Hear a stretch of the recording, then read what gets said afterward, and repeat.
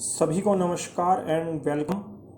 आज के एपिसोड में मैं फिर दो स्टॉक आपके लिए लेके आया हूँ और इन दोनों स्टॉकों के नाम हैं अशोक लीलैंड एंड टाटा पावर। तो ये अशोक लीलैंड का चार्ट है और अशोक लीलैंड का चार्ट पे हर बार की तरह आप ये देख पा रहे हैं कि ये मैंने आवरली चार्ट लगाया हुआ है इसका, और आवरली चार्ट के ऊपर आप ये क्लियर देख पा रहे हैं। ये मैंने ग्रीन कलर का एक एरिया बनाया है यहाँ पे, और ये ग्रीन कलर का जो एरिया है इसके अंदर आप ये देखेंगे कि स्टॉक 3 अगस्त से लेकर 10 अगस्त के बीच में इसी रेंज 3 अगस्त से लेकर 7 अगस्त तक इसी रेंज के अंदर चलता रहा। और क्योंकि रिजल्ट का इवेंट आ रहा था तो स्टॉक ने एक ब्रेकआउट दिया यहाँ पे 50 रुपये 50 पैसे के आसपास, और आप देख सकते हैं ब्रेकआउट देने के बाद स्टॉक किस तरीके से मूव करता हुआ आपको 54 रुपये के आसपास ज़्यादा दिखाई दिया। जब भी कोई स्टॉक इस तरीके की मूवमेंट करता है किसी ब्रेकआउट के बाद तो वो काफ़ी अच्छा रनअप नीचे की साइड, वो जिस तारीख में ब्रेकआउट देगा उस तारीख वो काफ़ी अच्छा रनअप करता है। तो इस स्टॉक में भी आप ये देख पा रहे हैं स्टॉक ने 54 रुपये तक का हाई लगाया। मगर कुछ चीज़ें मैं आपको बहुत बारीकी से मैं इसके अंदर बताऊंगा आपको अभी, क्योंकि हम ये आवरली चार्ट के ऊपर बात कर लें, और आवरली चार्ट का जो टाइम फ्रेम होता है वो डेली ट्रेडिंग से कनेक्ट होता है, क्योंकि जितने भी छोटे टाइम फ्रेम होते हैं वो डेली की ट्रेडिंग से कनेक्ट होते हैं। मगर अगर हम इसी स्टॉक को लंबे टाइम फ्रेम यानी बड़े टाइम फ्रेम के ऊपर डिस्कस करें तो आप ये देखेंगे यहाँ पे मैंने इसमें एक हॉरिजॉन्टल लाइन खींची हुई है, और ये जो लाइन है इसके अंदर जो सपोर्ट रेजिस्टेंस निकल के आ रहा है इस स्टॉक का वो 58 रुपये के आसपास का निकल के आ रहा है। यानी कहने का मतलब ये है कि ये स्टॉक का जो हर्डल है वो 58 रुपये 50 पैसे का है। ये स्टॉक रेयर केस में ही इस हर्डल को ब्रेक करेगा, और अभी ये जो स्टॉक अभी बंद हुआ वो 54 रुपये के आसपास बंद हुआ है। स्टॉक अपनी 20 EMA यानी 49 की EMA के ऊपर चल रहा है, और वो भी वीकली टाइम फ्रेम के ऊपर।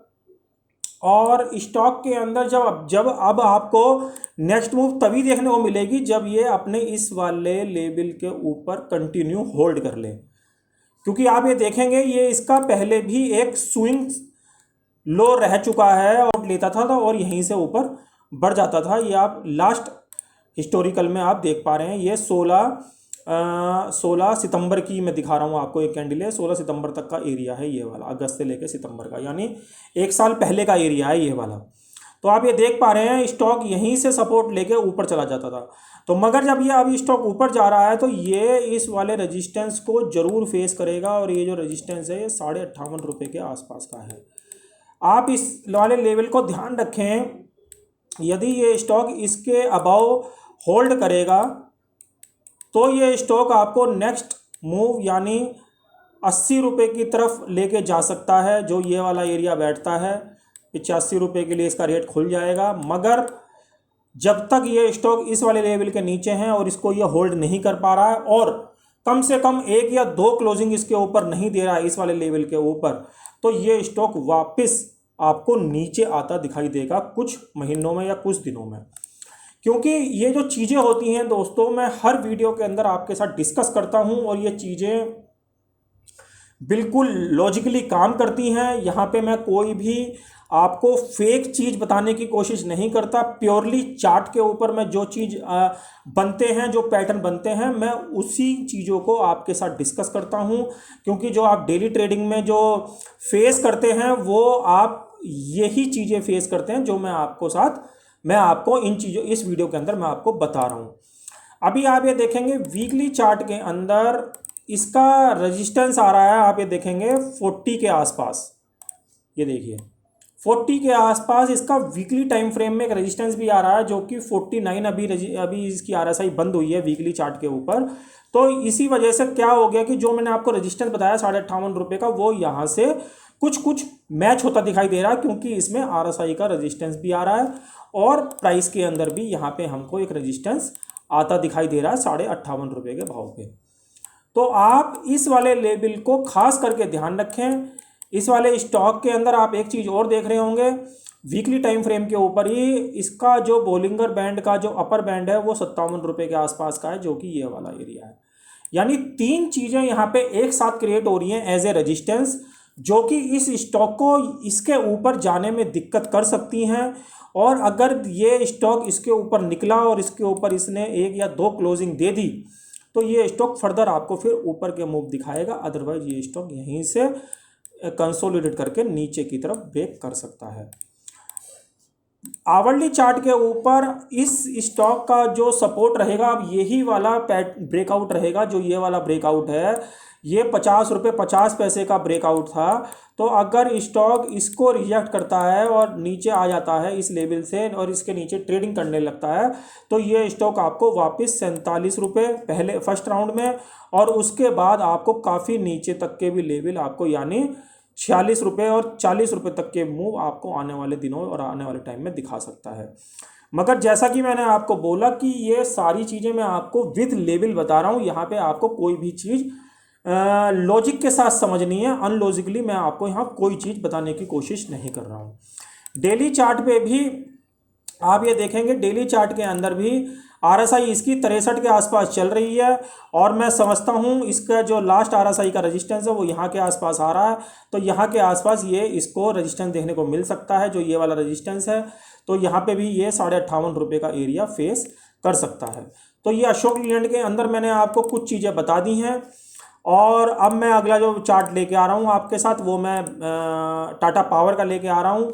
टाटा पावर के अंदर भी वैसे ही जैसे मैंने पहले वाले चार्ट में आपको दिखाया था, आवरली चार्ट के ऊपर यानी 2 आवर के चार्ट के ऊपर मैं ये आपको कैंडल दिखा रहा हूँ, और इसके अंदर भी ये स्टॉक ने काफ़ी अच्छा रनअप दिया है पिछले कुछ दिनों में, और ये स्टॉक आज 53 रुपये 30 पैसे 40 पैसे के आसपास बंद हुआ है।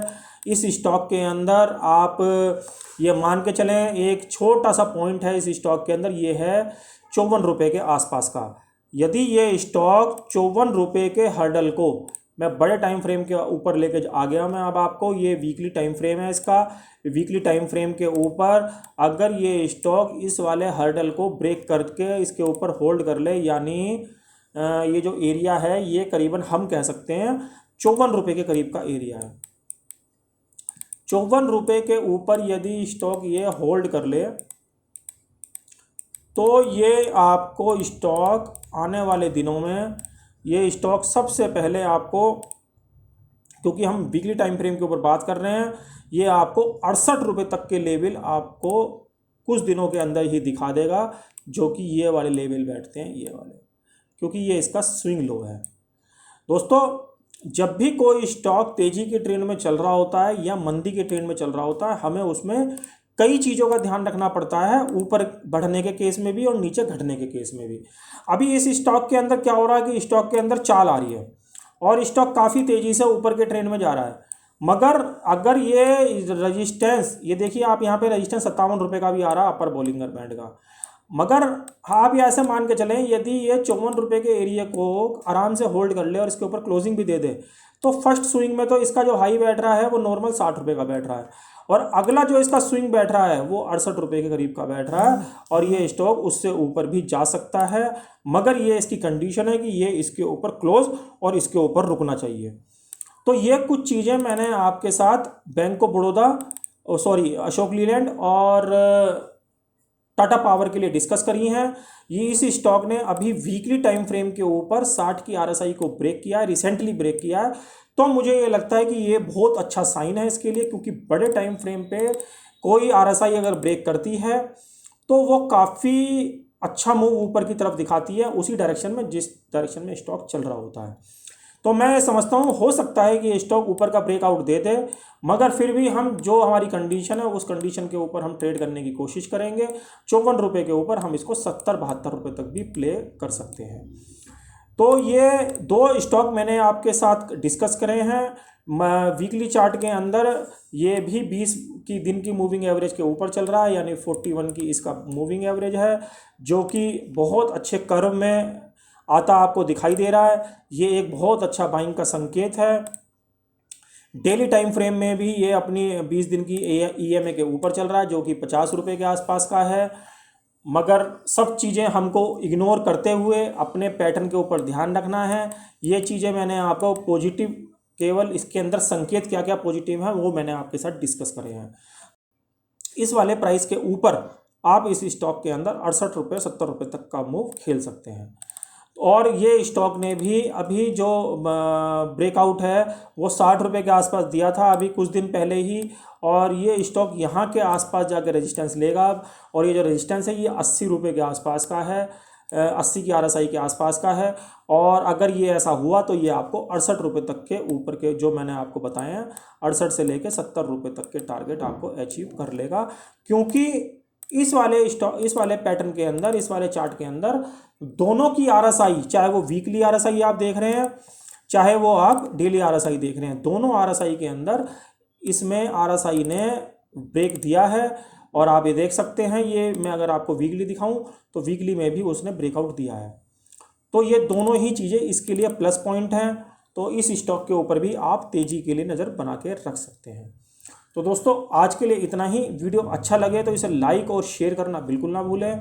ज़्यादा से ज़्यादा लोगों के साथ शेयर करें। जो लोग हमको डेली फॉलोअप करना चाहते हैं वो मेरे टेलीग्राम चैनल, ट्विटर चैनल और इंस्टा और फेसबुक पे भी जाके हमको फॉलो कर सकते हैं। ये मेरा इंस्टा का चैनल है, ये भी फाइनेंशियल हब के नाम से मैंने बनाया हुआ है, और ये मेरा फेसबुक का ग्रुप है। आप इस पे जाके भी मुझको फॉलो कर सकते हैं। तो जिस पे आपको इजी लगे आप उस पे जाके मुझको फॉलो कर सकते हैं। और ये मेरा यूट्यूब चैनल है, आप इसको जाके भी सब्सक्राइब करें और ज़्यादा से ज़्यादा लोगों के साथ शेयर करें। तो दोस्तों आज के लिए इतना ही। अगले वीडियो में जल्द मिलेंगे, तब तक के लिए जय।